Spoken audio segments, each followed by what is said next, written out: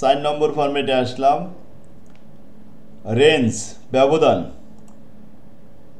এখন রেঞ্জ চার্টের 1 নম্বর করা লাগবে না, 2 নম্বরটা ইম্পর্টেন্ট। 2 নম্বরটা দেখেন, এটা 19 সালে আসছিল। You are supplied with the following information of a manufacturing company, the average value of 5 item, they are sample 10 item given below. এক একটা লটে 5টা করে আইটেম থাকে, তার 10টা স্যাম্পল আপনাদের সামনে উপস্থাপন করা হলো। এই 10টা স্যাম্পলের মধ্যে এক্স বার দেওয়া আছে, আর বার দেওয়া আছে। এখন আমাদের দেখাতে হবে required show the R chart. এটা কিন্তু এক্স চার্ট না, এক্স বার চার্ট হলে এক্স বার দিয়ে কাজ করব, আর আর চার্ট বললে আর এর মান দিয়ে কাজ করব। এখন আর এর চার্ট যখন দেখানো হয় তখন কিন্তু আমাদের D3 D4 এর মান দরকার হয়। তো D3 আর D4 এর মান সাপ্লাই দেওয়া হয়েছে প্রশ্নে। এই যে D3 এর মান অলওয়েজ 0, আর D4 এর মান, এখন আমাদের স্যাম্পল 5টা, সেই বরাবর ছিল 2.115। এই মানটা কোথায় পেয়েছি জানেন? এই অধ্যায়ের এক্সারসাইজের পরে দেখেন একবার একটা পেজ আছে, ওই পেজে এরকম D3 D4 লেখা আছে। যাক, আমরা এখন মান 10টা স্যাম্পল এখানে বসালাম, স্যাম্পল নম্বর 10টা। এরপরে এক্স বার আর বার দেখাতে হবে আমাদের আর চার্ট। তাহলে আর এর মানটা আমরা আগে যোগ করে নিই, 54। এই 54কে 10 দিয়ে ভাগ করলাম 5.4। স্যাম্পল সাইজ যখন এক একটা লটে 5টা করে আসে, তখন D3 এবং D4 এর মান প্রশ্নে যে সাপ্লাই দেওয়া আছে, D4 2.115 আর D3 0। তাহলে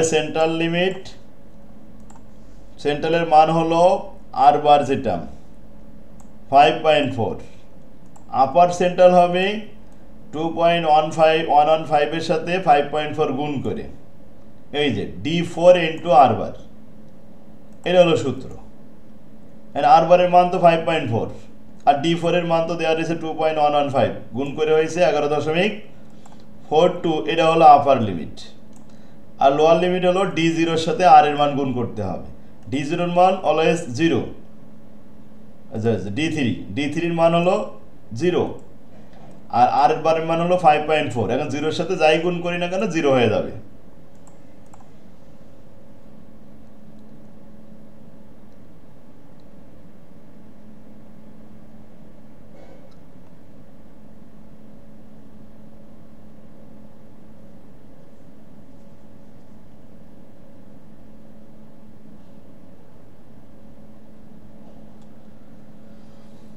সবাই একটু খেয়াল করি। তাহলে একটা গ্রাফ পেপার নিলাম, গ্রাফ পেপারে লোয়ার লিমিট তো 0, তো একবার 0 পজিশনে OX এক্সিস, এটা হলো লোয়ার লিমিট 0 লিখলাম, আর সেন্টার লিমিট আছে 5.4, আর আপার লিমিট হলো 11.42।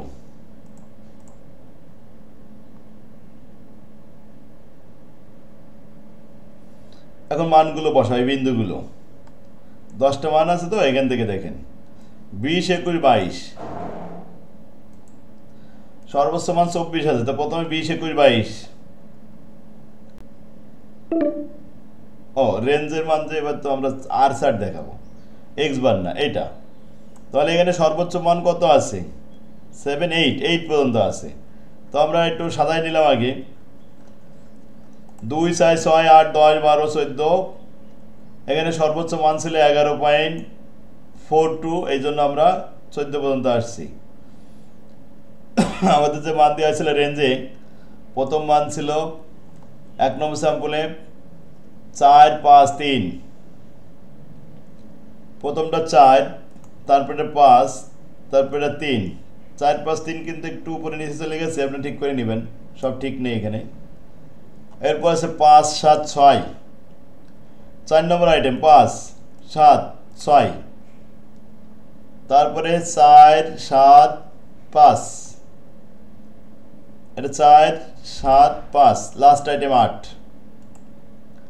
এখন দেখলাম বিন্দুগুলো সব ইন কন্ট্রোলের মধ্যেই আছে। Since all the points are lying within the control limit, the process is in a state of control.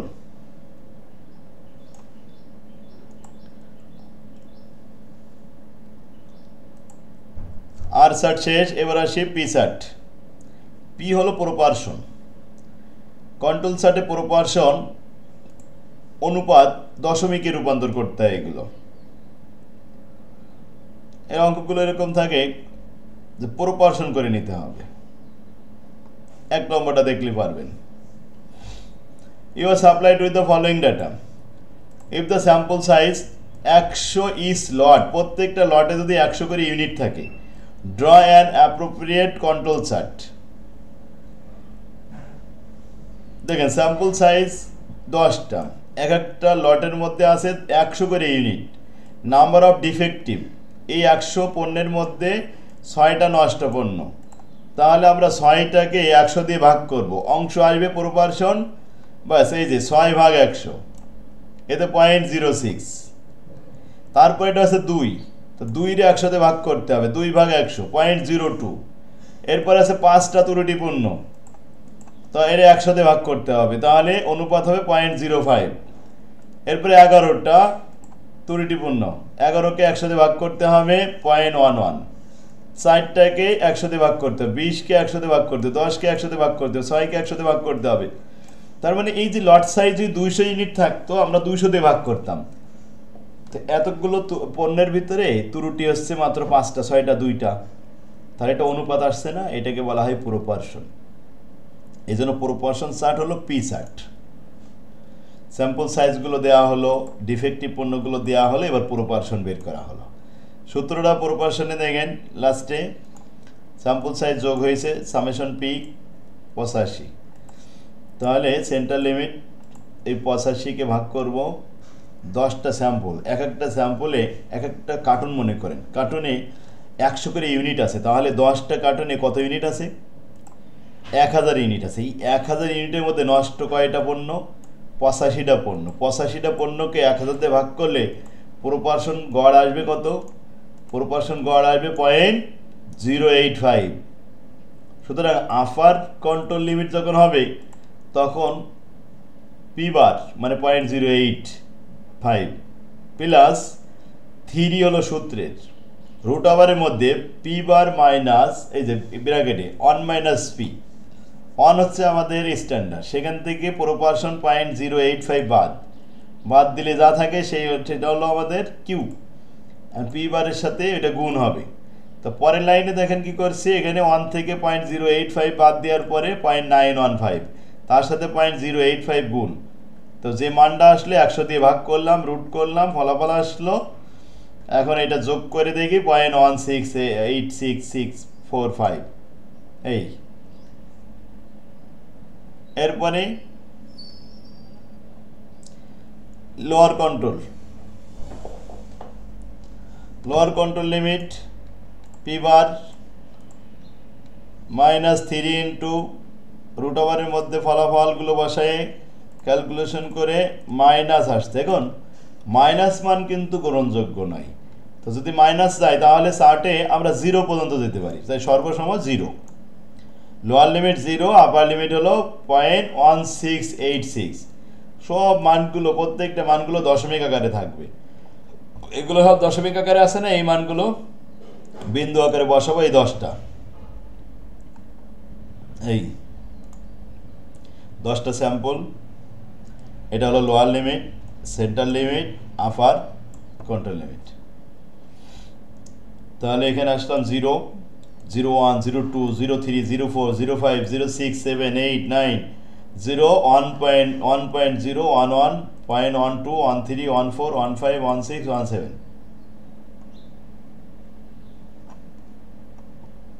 এখন এই বিন্দুটা দেখা গেছে যে আমাদের আপার লিমিট পার হয়ে গেছে, কারণ একটা বিন্দু হয়েছে 17.20 একটা চলে আসছে, আপার লিমিট কিন্তু 0.168, তার মানে এটা 17 বলা যায়, 0.17, কিন্তু আমাদের এখানে আসছে 0.20, তাহলে কন্ট্রোল পার হয়ে চলে গেছে, আপার কন্ট্রোল, এটা আউট অফ কন্ট্রোল হয়ে গেছে। Since all the point are lying is not control, control লিমিটের মধ্যে যেহেতু সবগুলো নেই, সুতরাং this is a out of control.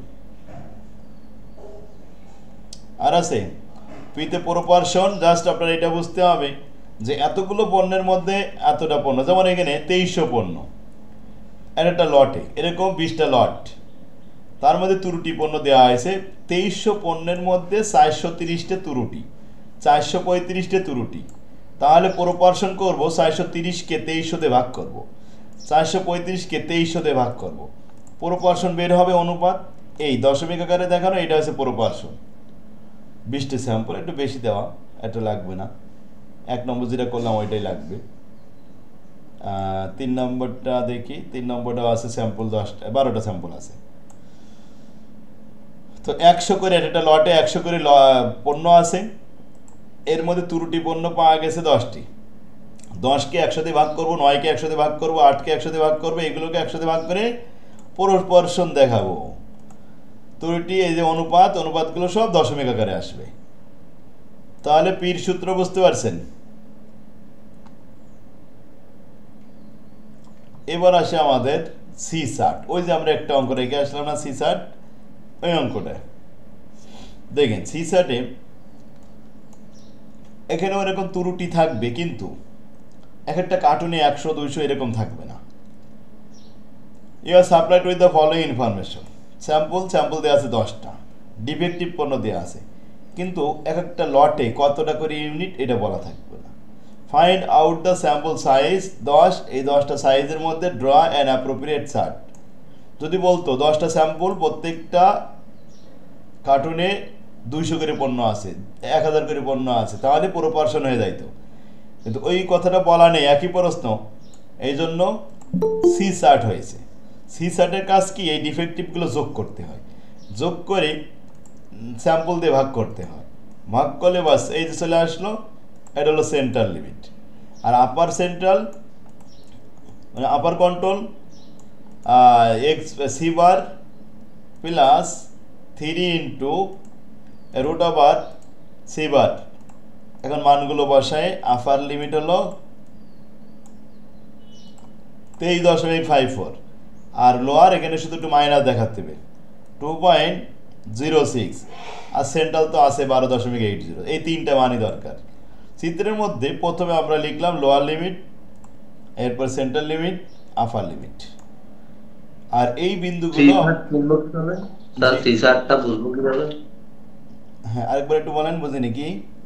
O C chart বুঝলেন কেন? হ্যাঁ হ্যাঁ, সুন্দর, আমি বোঝাচ্ছি। দেখেন, আপনার পি চার্ট এবং সি চার্ট প্রশ্নের ধরন একই রকম, শুধু পার্থক্য থাকবে যে 10টা স্যাম্পলের মধ্যে এবার একটু উল্লেখ থাকলো যে প্রত্যেকটা স্যাম্পলে ইউনিটের সংখ্যা 100 200 500 700 1000 2000 এরকম বলা থাকবে। যখন দেখবেন যে এক একটা স্যাম্পলের মধ্যে আবার 1000 করে ইউনিট আছে, 100 করে ইউনিট আছে, সেই 100 ইউনিটের মধ্যে 8টা নষ্ট হয়েছে, তখন এটা অনুপাতে আকারে চলে আসে, প্রপোর্শন চলে আসে, তখন পি চার্ট হয়ে যায়। আর যদি সেটা না থাকে তাহলে সি চার্ট হয়ে যায়। এখন এই যে অঙ্কটা পড়লাম, এর মধ্যে দেখেন, এর মধ্যে কিন্তু এরকম কোনো বলা নেই স্যাম্পলের ভিতরে প্রত্যেকটা ইউনিটে 1000 100 200 ইউনিট আছে, এটাকে বলেছে, বলা নেই। সুতরাং এটা হলো আমাদের সি চার্ট। আপনারা বলবে অ্যাপ্রোপ্রিয়েট চার্ট দেখেন, এখানে বলছে ড্র অ্যান অ্যাপ্রোপ্রিয়েট চার্ট, এখানে কিন্তু সি চার্ট করতে বলেনি। এখানে অ্যাপ্রোপ্রিয়েট কেন বলেছে? কারণ একই অঙ্ক 2 চার্টে হয়, সেটা হচ্ছে পি চার্ট আর সি চার্ট।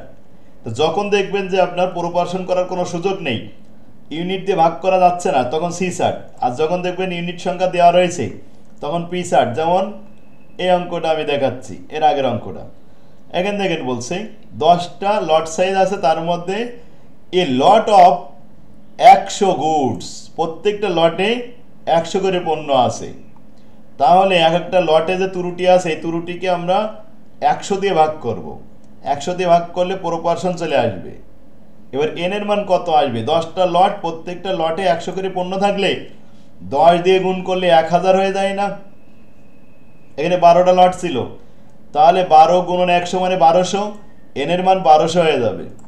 এই হলো প্রপোর্শন, এটা হচ্ছে পি চার্ট। আর যদি এই 100 কথাটা উল্লেখ না থাকতো এটা, তাহলে এই অঙ্কটাই আমরা সি চার্ট করতাম। বুঝতে পারছেন? পি এবং সি অনেকে ঘোলায় ফেলে পরীক্ষার হলে যে পি করব না সি করব, শুধু এইটুকু পার্থক্য বুঝতে পারলে হয়ে গেল। আচ্ছা সি সেটের একটা অঙ্ক আমি উপরে রেখে আসছিলাম, কীভাবে এখন চলে গেছে ওটা আমি কেটে নিয়ে আসতেছি।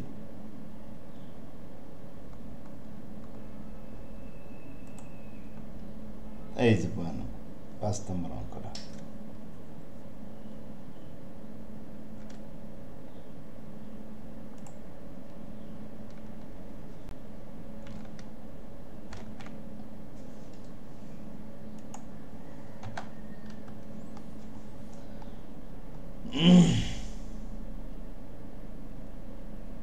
সি সেটে দিয়ে আসতেছি এটা।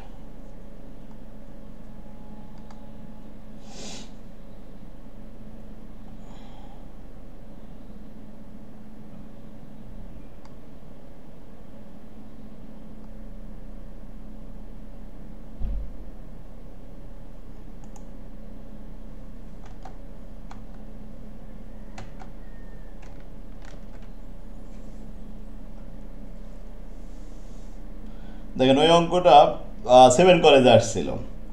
You are supplied with the following information, sample number দিয়ে আছে 10টা, নাম্বার অফ ডিফেক্টিভ আইটেমের কথা বলা আছে, find out the sample size 10টা স্যাম্পল সাইজের বের করতে হবে। এখন draw an appropriate control chart.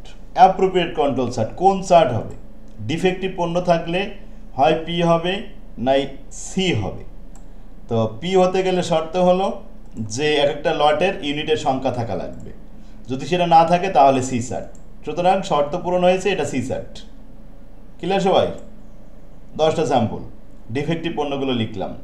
এখন আর আমাদের প্রোপোর্শন করার সুযোগ নেই, তাই সি যোগ করে নিলাম, সিকে ভাগ করলাম, এভারেজ বেড়ে আসলো।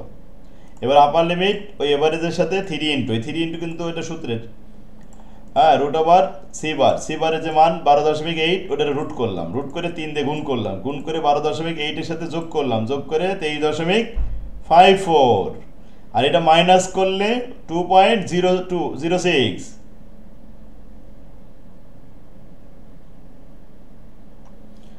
এখন বসাতে পারবে মানগুলো 10টা আইটেম, তাই এটা তো ইন কন্ট্রোলের মধ্যে আছে। Since all the point are laying the within the control limit, the process is in a state of control.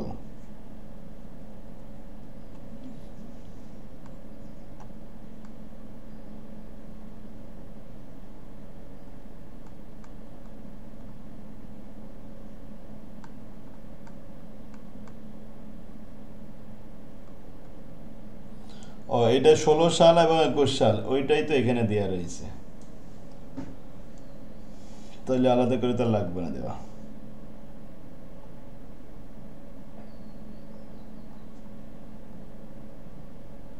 এটা বাদ।